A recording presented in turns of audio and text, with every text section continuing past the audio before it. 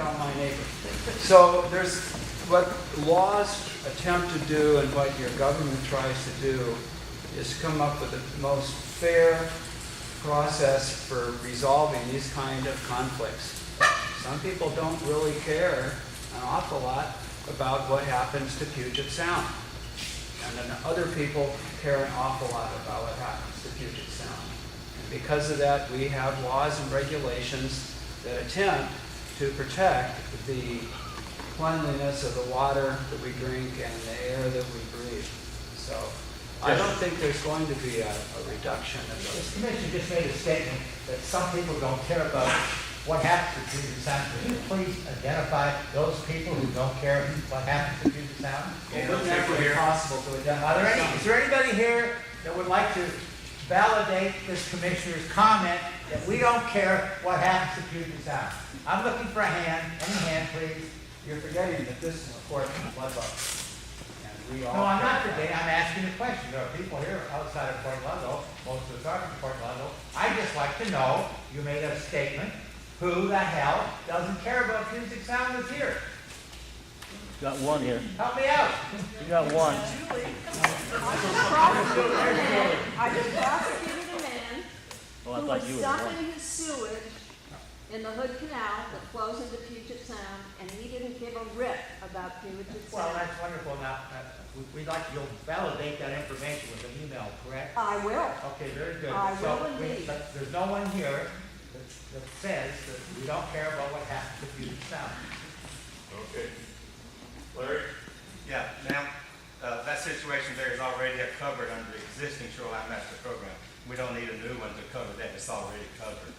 And for Mr. Austin, Mr. Austin told me and Craig Durbin before, when the planning commission was just starting doing its work on the shoreline master program, we talked to Mr. Austin on the phone. He told us that he supported the 150-foot buffers and that nothing would happen to change his mind about having the 150-foot buffers. The Shoreline Master Act, which is the state program, says that each county shall have its own buffers and it's up to the counties to decide what those buffers are.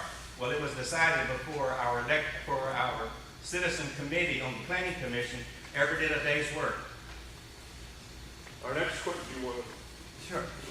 The 150-foot buffer is a general buffer. If you look at the code, and I'm sure that you can get a copy from the BOCC, then you'll see that there are many ways for individual property owners to not be required to be 150 feet back.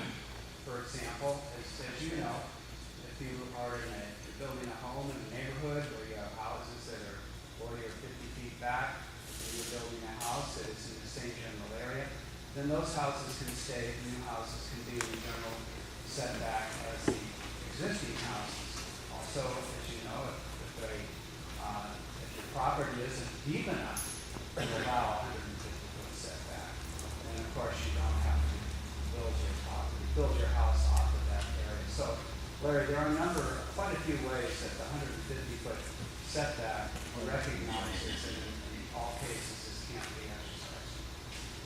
And one of the things I don't want to come across as trying to cut off dissent or discussion, but if we're going to get through these questions, let's get through them, and then we can do some of the other stuff. County manager, budget projections. What are the non-tax solutions? Well, we've been employing a number of them. One of them has been to reduce expenditures. In the two budget years, 2009 and 2010, that I've been involved in, we've reduced the total number of county FTEs, full-time equivalent employees, by 23 staff. So those are painful and difficult cuts. And we've talked about the need in the case of our parks department to rely on community partnerships of volunteers stepping forward to help with maintenance that the county can no longer afford to do. So one way that we look at handling the the budget situation is by reducing services and reducing staff. And we can't do as much as we used to do. That's one thing we do. Another thing that we're working hard on, and I think is an issue of concern that we'll be getting to, is trying to promote economic development so that the private sector grows and thrives, and the tax base that we all rely on for providing the services and the infrastructure that we all rely on grows, and rather than worrying about who gets how much of the pie, we grow the pie. And there are a number of things that the county is doing in that regard, both from the land use perspective. There's the side of regulations that one of the earlier questions asked about that folks may not like. There's another side of regulations, though, that provides the assurance and security that business needs to know where it can locate and operate without interference. And so that's one of the things that, through our planning process and zoning, that the county does do. We're trying, as many folks are aware of, to finalize a new urban growth area in Port Hadlock that will allow for economic development and growth there. In December, the Board of County Commissioners. All right. I'll take care of it. Okay. Thank you. The Board of County Commissioners approved a 24-acre rezone next to the airport for light industrial. So I'll stop there. There's a lot more. Mike, may I say one thing? Certainly. With regard to grant funding, with regard to budget, just about all of that information is available on my webpage, and you can go get that. Next time I'll be a little more prepared with how much grant funding Jefferson County has received, but it's out there, the information's out there. I think it was like 5.2 million or something like that, In 2008. just for the county, not the city. All right, we have some statements, I think, is more than a question, but this, I'm going to slide across parks for a moment. Economic development. Maybe the Board of County Commissioners needs to do more work on county business instead of sitting on so many boards. And if anybody wants to jump in, okay. Sure. A couple boards that I'll be going to this week. The RC&D, the Resource Conservation and Development Council. That is a regional board with Clallam and Jefferson County collaborating, as you say, regionally on economic development that focuses on resources. Mostly it is available, the thing is structured through the Department of Agriculture. Yes, grants come through the Department of Agriculture and can come down to support economic development in those areas in both counties. The other meeting I'll be going to is the Peninsula Development District.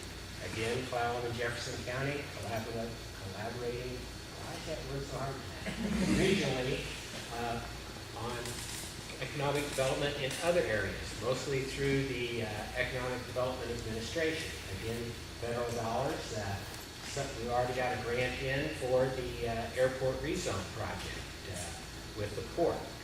This is a body that has the ports, the PUDs, the cities, the counties, the tribes, other non-governmental organizations, all on regional boards that do work in economic development on a regional basis.